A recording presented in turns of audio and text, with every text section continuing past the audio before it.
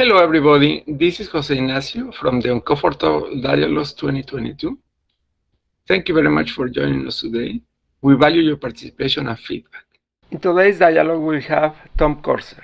Tom has been involved with technology transformations his entire career. Actually, Tom helped pioneer the evolution of fiber optics the way we see them today. He started in AT&T Bell Labs, Avaya, Juniper Networks. In addition to the engineering functions, Tom also mastered strategic marketing, customer business development, and cloud capabilities. Tom recently retired and now is focusing on providing leadership to local nonprofits here in San Antonio, Texas. Without further ado, welcome to this dialogue, Tom. How are you doing? I'm very well. Thank you, Jose. It's great to be here. So how's the family? Everybody's fine? Family's well. I mean, we're a little distributed throughout the country, but everybody's well and healthy and employed, thank God. So all's well. Excellent. Hey, Tom, if I think about a person who has been facing major changes in his career or in his life, you will be among those guys because you were facing the evolution of telecommunications. You kind of pioneered the fiber optics evolution, but now you are working in a nonprofit organization. So tell us more about how you face all these changes from a leadership standpoint. So, early in my career, I thought I was going to be an engineer straight through, right? And I went to engineering school and enjoyed it and was very appreciative of that. And I spent the first part of my career as an engineer.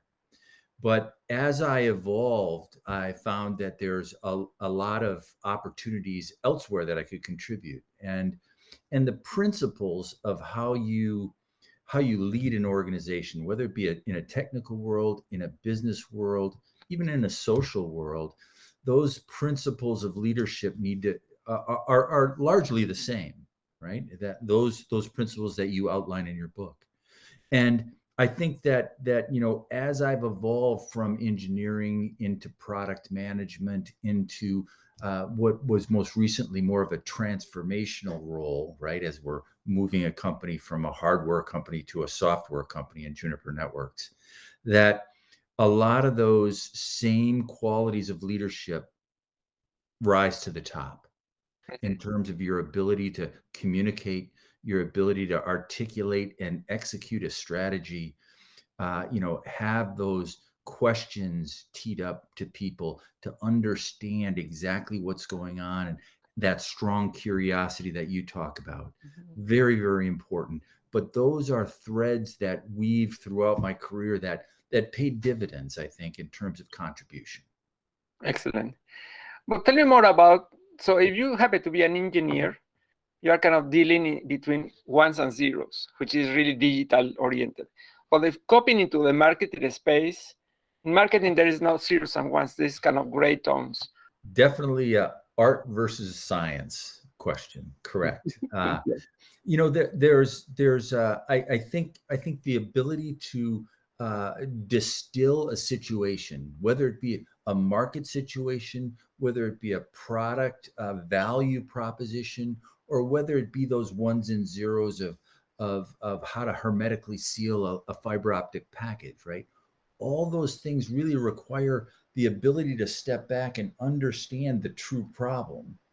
What is at stake with that problem? And then, understand bringing in those best resources to solve that problem. So I think, from a marketing perspective versus an engineering perspective, it really is a lot of those same principles, right?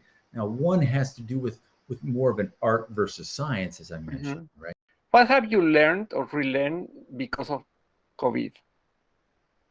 I really believe it's the ability to create an interpersonal relationship. When you're dealing with COVID, or when we didn't have COVID, right? People were out and about, people were interacting with each other, people were getting to know each other around the water cooler and out to lunch, things like that. With COVID, it was just this screen that we're speaking to each other on today, right? And that's oftentimes not a screen, but just a voice, right? And so I think one of the things that I've learned that's helped me develop those interpersonal relationships was two things. One is I would always turn my video screen on. And I'd have that at least a touch tone of looking at a person, that person looking at me, and I ship. The other is having the patience and the curiosity to understand how all those people are, right? Especially in small groups, is take some time out of a meeting and understand how people are doing. Have that kind of empathy towards their situation and really ask them and let them speak about their situation. I think that breaks down a barrier of communication that is there with a remote situation. So I think those things have really kind of paid off. Other lessons learned, I think, there's got to be much more tolerance for people's situation, right? And ability to accommodate those situations in their home life, because in face of COVID, when you're working from home, you never leave work. And so, people tend to put in very long hours that can be very stressful.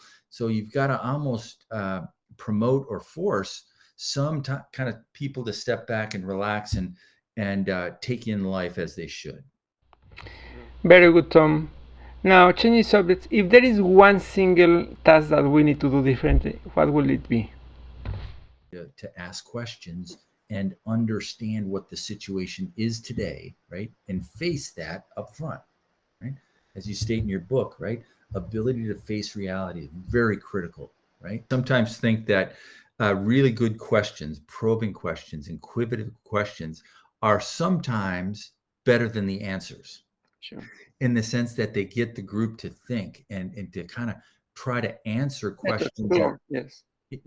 in a way that ferrets out the answer versus providing the answer. Having answers isn't critical, but having that curiosity, having the ability to take a group and synthesize an answer, right, with the experts that are in the room are very, very critical.